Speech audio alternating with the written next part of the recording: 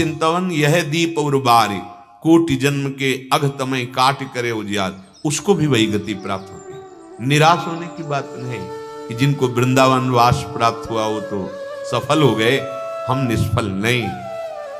ये पद्धति आप स्वीकार करें। आश्रय, वृंदावनवासी के प्रति आसक्ति, थोड़ी सी भी सेवा, वही गति प्रदान करेगा। श्री भगवान अर्जुन को बता रहे हैं कि सिद्ध पुरुष की क्या गति, उसके लक्षण क्या है, उसका बोलना कैसा, उसका बैठना कैसा, उसका व्यवहार कैसा। पीछे आप सुन चुके हैं लक्षण, और जो बोलने की बात कही थी उसमें हृदय की स्थिति को बताया था।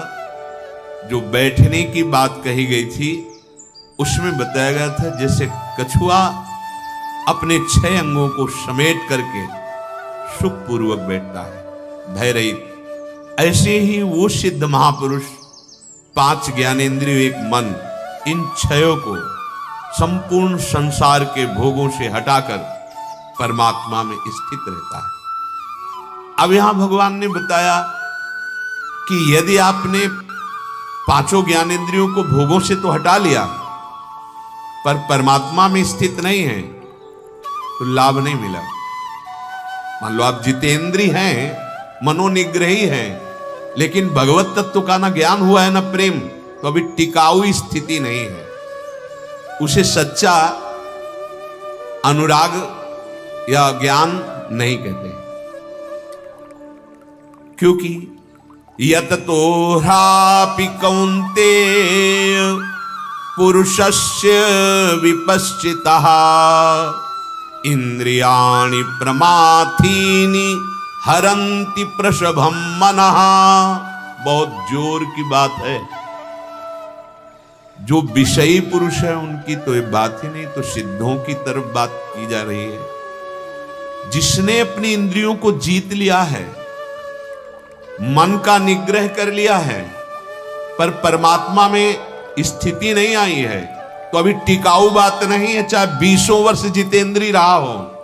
ध्यान देने का विषय है उपासक को कितना सावधान रहना है। हे कुंती नंदन, रस बुद्धि भोगों में है, इंद्रियों से भोग नहीं है,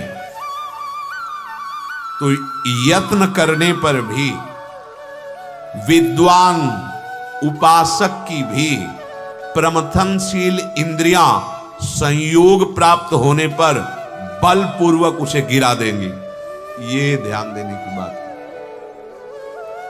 इसीलिए जब तक वास्तविक सब में भगवान का दर्शन ना होने लगे तब तक बिल्कुल अपने को यह न समझे कि मैं जितेंद्रिय हूं, मुझे कोई भ्रष्ट नहीं कर सकता, कभी नहीं। ये भगवान सावधान कर रहे हैं। जब तक रस में स्थिति ना हो जाए तब तक उपासक के गिरने की पूरी गुंजाइश है, चाहे वो 20 वर्ष से जितेंद्रिय हो चुका हो, 20 वर्ष हो गए जितेंद्रिय है, पर वो गिर जाएगा। अगर वो कहीं संयोग को प्राप्त हुआ तो भगवान कह रहे इंद्रियाणि मनः प्रसभम हरंती। ये दोनों का स्वभाव है मथन करके इतनी व्याकुलता पैदा कर दे कि फिर गिरी ही जाए। इसी बात को भगवान श्री कृष्ण द्वैपायन व्यास देव जी ने कहा, मात्रा स्वस्रा दुहित्रा वा न विविक्ता सनो भवेत्, बलवान इंद्रिय ग्रामो विद्वान समपि कर्षति। उपासक को चाहिए कि वो माता बहन और पुत्री के साथ भी एकांत में एक आसन पर ना बैठे। बहुत समय तक एकांत होने पर इंद्रियां ऐसे बलवान हैं, प्रमथन स्वभाव वाली हैं कि वो विद्वान को भी भ्रष्ट कर सकती हैं, औरों की तो बात जाने। इसी पर जैमिनी जी का उदाहरण दिया गया। उन्होंने तत्काल प्रश्न किया कि गुरुदेव ये बात तो मेरी समझ में नहीं आई, अन्य किसी माता बहन की तरफ तो, लेकिन अपनी माता बहन बेटी और आपने लिखा मात्रा स्वस्रा दुहित्रा वा ना विविक्तासनो भवेत। एकांत में बहुत समय तक नहीं रहना चाहिए, नहीं तो बलवान इंद्रिय ग्रामो विद्वान समपि करसति। वो भले ज्ञानी विद्वान है लेकिन इंद्रियां बलात् उसको भ्रष्ट कर देंगी। ये भगवान के अवतार है श्री कृष्ण द्वैपायन व्यास। वो प्रसंग कथा में कई बार आ चुका है, इसलिए सारांश में कोई भी शास्त्र आज्ञा का उल्लंघन करेगा तो गिर जाएगा। जब तक भगवत बुद्धि ना हो, मेरे भगवान इस स्वरूप में, मेरे प्रियालाल इस स्वरूप, वास्तविक अनुभव हो रहा है, स्त्री पुरुष देह का भाव नहीं, मेरे प्रभु। अब कोई नहीं गिरेगा, कोई नहीं गिरा सकता क्योंकि रस में स्थित है। लेकिन जब तक ऐसा नहीं तो भगवान कह रहे हैं, जो साधक बहुत यत्न पूर्वक विवेक पूर्वक आसक्ति कामना इनको शासन में ले चुका है, अर्थात इंद्रियों पर विजय प्राप्त कर रहा है, उसको बहुत ध्यान रखना है। शास्त्र जो मना किया गया वो न करे। जो चाहे आपन कल्याणा सुजस सुमति शुभ गति शुभ नाना सो पर नारी लीलार गोसाई तजो चौथ के चंद किनाई तस्मात् शास्त्रम प्रमाणम थे। ऐसा नहीं कि आप मनमानी आचरण करें।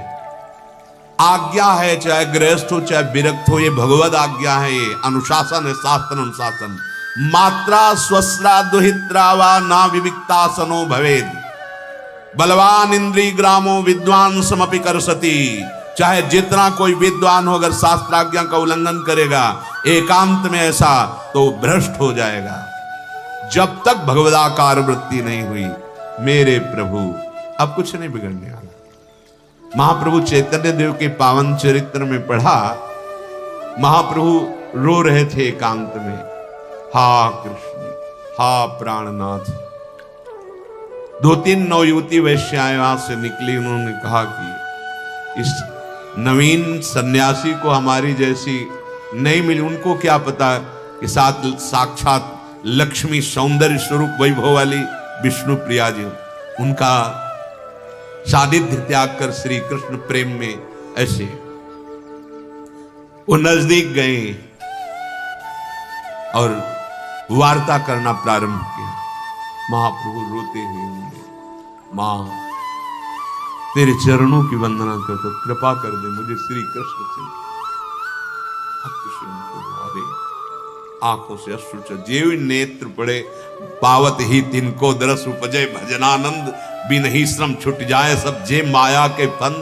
ऐसे महाप्रभु चैतन्य देव, अब कहा उनके अंदर मलिनता रो पड़ी। दूर से चरणों में प्रणाम किया, प्रभु मुझे क्षमा करो, मैं तो ऐसा ही मलिन आचरण करके अपने जीवन को नष्ट करने वाली। कृष्ण कृष्ण कहो, कृष्ण कृष्ण। जब सब में हमें हमारे प्रभु दिखाई दे रहे हैं, सब में हमारा परम भाव, फिर जब तक हमें स्त्री दिखाई दे, पुरुष दिखाई दे, भाव में अपवित्रता आने की संभावना है। इसीलिए भगवान कह रहे हैं, यततो ह्रापि कौन्ते पुरुषस्य विपश्चिता। जब तक ये बुद्धि है कि ये भोगा जा सकता है, ऐसी बुद्धि है, तब तक यत्न करते हुए भी विद्वान उपासक की इंद्रियां प्रमथनशील है, सावधान उसे भ्रष्ट कर देंगी। ये तानि सर्वाणि संयम्य, ये तो पहले भी कह चुके कि वो अपनी इंद्रियों को जितेंद्रिय किया हुआ, संयम में लिए हुए। इतना ही नहीं, युक्त आसीत मत्परहा। ये खास बात यहां जो बता रहे हैं भगवान, युक्त आसीत मत्परहा वसे ही यस्येन्द्रियाणि तस्य प्रज्ञा प्रतिष्ठिता। साधक संपूर्ण इंद्रियों को वश में करे, करना ही है, पर मेरे परायण होकर। ये खास बात, भगवान का आश्रय और भगवान का चिंतन चल रहा है, नाम जप कर रहा है, किसी की ताकत नहीं कि भ्रष्ट कर दे। पक्का विश्वास रखना, करो।